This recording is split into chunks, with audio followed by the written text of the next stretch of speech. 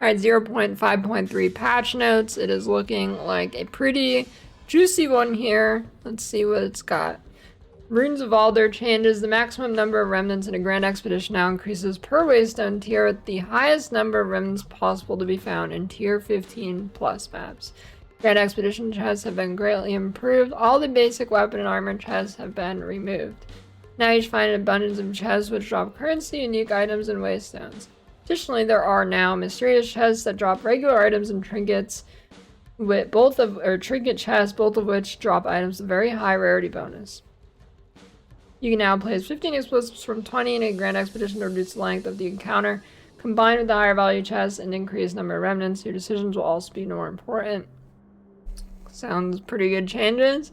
Stern, Fallen Knight of Aldur, and the Tomb of the Fallen Knight now always drops an expedition logbook. The runic modifiers of monsters granted by inscriptions now improve the rewards of the monsters more significantly. These have in most cases been doubled, in some cases significantly more. Transcendent Alloy can once again be applied to foci and mines, granted the same effects when applied to staves, but at lower levels. Lower the amount of defense is lost when rune forging high-level non-unique armor bases by approximately 20%. The amount of runic ward gained stands the same. Hey, that's pretty good.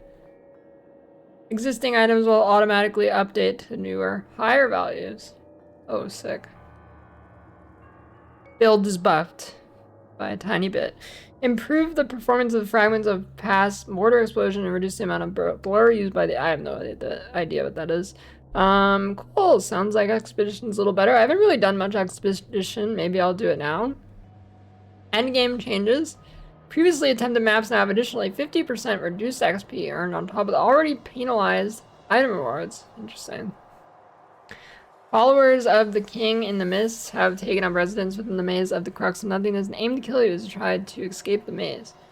Was there like some XP strat here or something? Delirium changes. I've been really liking Delirium this league, actually. So let's see. I've been doing that the entire league, actually. It's like the only strat I've done. Delirium boss rush. Let's see what they do. Simulacrum is now started 100% Delirious, scaling up to 200%. This was previously intended to be 0 up to 100, but that was actually not working at all.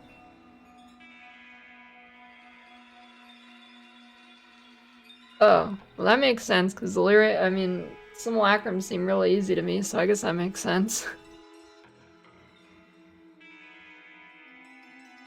Simulacrum maps no longer spawn immediately when spreading Delirium fog on the Atlas. Instead, they are now spawned when reaching 100% deliriousness in the fog bank. Maps with the fog on Atlas now have their special mirror shard shown on Delirium progress bar, but player distance indicator and a slight visual changes to indicate the player is in fog anywhere on the map. Purely a visual change. Oh, so that was okay. I thought those like shards spawned in a different way, but I guess it just didn't show on the bar. You can just wake up from this one notable Delirium pattern also provides Simulacrums now spawn shards between waves, allowing a single selection. Escalating threats adds an additional modifier to the area. Apex Predator is an additional boss, and additional monster packs. Interesting. I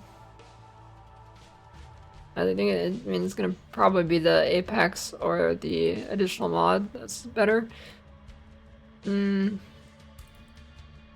Not sure which. The Are You Sure You Want to Do That notable Delirium node no longer grants tablets have double effect in areas of the Grand Mirror. Now instead granting areas with Grand Mirrors also have a Delirium mirror. It also provides 20% chance shards within Simulacrums allow multiple selections. It now provides 20% chance shards. Oh, not like chance orbs. Allow multiple selections. Wait, what the hell is that? 20% chance shards allow multiple selections. Yeah, what the hell is that? I don't know what that means. You can like choose the shard that appears? Or is it... No, I don't know what that means. Yeah, okay. Chance shards. Allow multiple selections. Selections of what? I don't know. Okay. I mean, you don't really choose anything in Delirium. I might be just brain fogging here, but I don't know. Let me know if I'm being stupid or you also don't know what that is. That you thought that you were freed. Notable Delirium Pascal has had its wording updated 25% chance to do an additional Simulacrum. Just to reflect overall change of functionality, whatever. Scaling of Delirium Fog has been halved to make Delirium not as difficult when encountering it in the early endgame. To make up for the... They halved it again? This is the second time they've halved it. To make up for this, Delirium tablets now scale the effect of Delirium Fog when using multiple tablets, including maps with grand mirrors or those within fog banks. When using 3 Delirium tablets, the scaling will be at its previous value.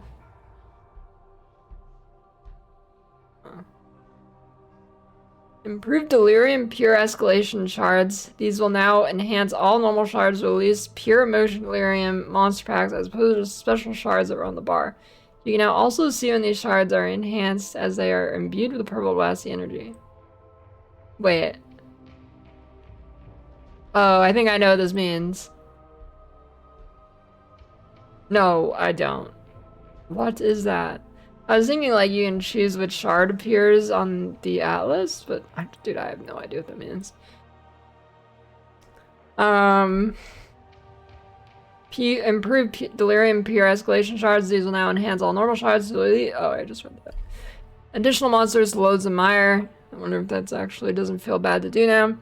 Summoning Circle encounters now pause Delirium Fog. Further reduce the toughness scaling of specifically normal and magic monsters in Delirium to be identical rares. So like a double nerf here. Unless this is just part of the nerf they already described. Fix the bug preventing normal shards spawning about 100% Delirium death. This accounted for at least 30 packs of monsters. Fix the bug that prevented Delirium elites from spawning as rare or magic monsters. Yeah, that could be big. Because they were all just normal before. Fix an issue where fog would not spread to crab number maps. So it sounds like... I guess the Grand Mirror change, I think people would fish for the Grand Mirrors and then use it for the double tablet effect for Big Juicy Farm. So I guess that's gone. That's the major change here. The rare and magic monsters might end up being pretty big too. Breach changes increase the number of maps that spawn in Breach Strongholds. Yeah, so this actually, Breach Strongholds, I find insanely annoying. I haven't done much Breach, and it has only been an annoyance to me with these areas, because oftentimes these strongholds will just block maps that lead to like a Jade Isles or whatever. Some kind of map you need to get to an anomaly map for lineage gems, and it will be in the Breach Stronghold, so I can't get there unless I use the Breach Stone. So let's see if that's fixed. Improve the user experience when consuming breach foods in large quantities. Can control click the button so you can rapidly click it. Adjust the modifiers that are applied to maps in a breach stronghold when using a breach zone. Tear the rift open atlas skill. Modifier damage, atlas skill damage can no longer roll. Modifier chance specific wound type gifts can no longer roll. Add the following modifiers. All monsters in hives are at least magic. Some new Aelith skills, effectiveness, rarity, an additional pack to each wave. Additionally, the Aelith skill, which spawned a small amount of magic monsters, adds 2 packs to each wave. Biz changes. Conquering Kulamak now has a chance to drop ancient jawbones, ribs, and collarbones. Tazgulf Swallow Relay will now always drop desecrated currency. Same with Vanderoth. I'm not gonna lie, I have no idea who that is. I'm gonna guess it's one of the boss guys that you just instantly delete when you go underground. Or with the boss invite, I don't know, because in the boss invite you kill like 5. I've never really looked at their names. Final large abyssal trove in depths will always contain desecrated currency. Okay, that's pretty good. Improve the visual of Atlas. Abyss strong boxes. Wait. Were people missing those? The close to the surface Abyss Atlas passive now has Abyss tablets also grant depths, 25% increased chance for monsters to have abyssal modifiers, 25 Abyss tablets grant depths for chance monsters who have Lichborn mods, and Abyss tablets also grant abyssal depths 4% pack size. So it looks like they're juicing up the depths. They really want you to do the depths, because I think most people, maybe not most people, but a lot of people skip them because it's not really great to go down there. So with these changes, maybe it will be worth. 13 node basal wasting modifiers for the group of Coolmock ring. A monomove staff modifier gives 12 to 16 block, now grants 20 to 25 block. Kurgle staff modifier stacks Puppet Master monomove staff, 40 to 50 damage, extra damage. Extra damage is chaos. His Grace Command skill granted by Unborn Lich Staff no longer has a spirit cost. And now grants more minion life from quality. Many of the group of Coolmock desecrated mods have been combined into a single modifier, increased numerically or disabled. Existing items can be updated using a divine orb to increase the new values. However, new modifiers will only generate on new versions of the item. Fix the bug where abyssal depths area sometimes does not contain a rare monster with an abyss modifier at the end. Okay. This ring might be pretty cool now. I actually did use it a little bit this league. There is some good ones, but now there should be quite a few good ones. I think they'll be a pretty good option for builds.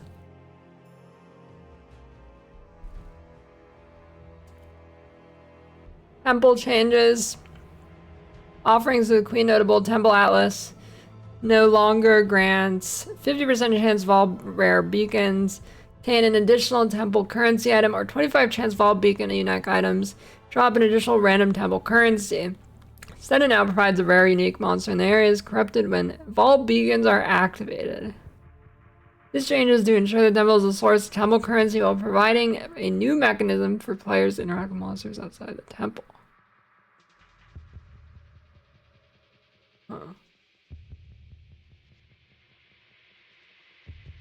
I haven't done much Temples League. I didn't realize you could actually get the stuff outside of Temple.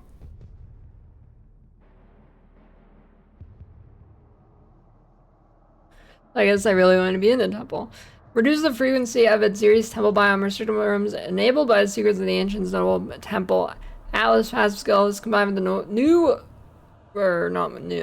Royal Prerogative Notable now always results in a net positive number of restricted room uses. General changes and improvements. Build planner files can now contain a link field which will present a button for users to click on the build description info. Currently only a subset of domains are whitelisted to appear in the client. I guess you can't link to Pornhub or something. When opening the I want or I have currency selectors in the currency exchange, the search box will now have immediate focus when using mouse and keyboard. I want, I have. Oh, okay. Wait. Oh, okay. So you can just immediately type into it. Staunch deflection, notable paths now grants. Gain deflection rating equal to 8% of evasion rating. Rogue exiles no longer drop corrupted items. Reduce the damage. Oh, that's kind of big actually. It's kind of annoying. Reduce the damage AoE and freeze buildup of Gunner. Moonbead skill in all versions of this boss fight. Alright. Reduce the damage of Count Gunnar's reverse cleave in all versions of the boss fight. Reduce damage of Gunnar. Reverse cleave in wolf form in the boss fight. When interacting with the waypoint in Act 2, hovering over the icons used to navigate the caravan now instruct you to go to the desert map near Solid do so. Improve the behavior of ground targeted skills when used against Zalmarat the Colossus. Oh, that's nice. Various movements to mark UI when using a controller. I'm just gonna skim the bug fixes. Let's see if anything is big here. City biome tablet effect atlas passes were not functional. Okay. Hmm. Boo, boo, boo.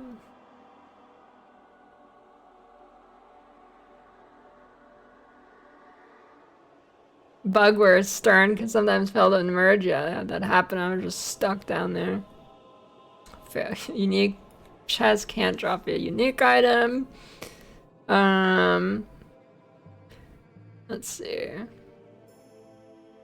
Anything major here? Alice map stuck with a black loading screen. Yeah, I had that bug a lot. That is good.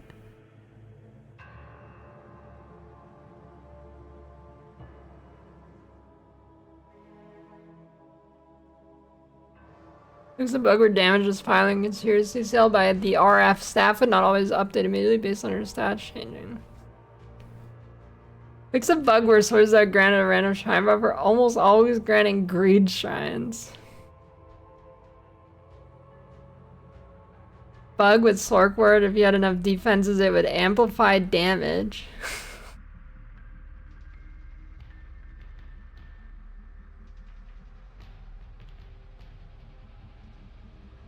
Stuck in unwalkable terrain when the loathsome mire.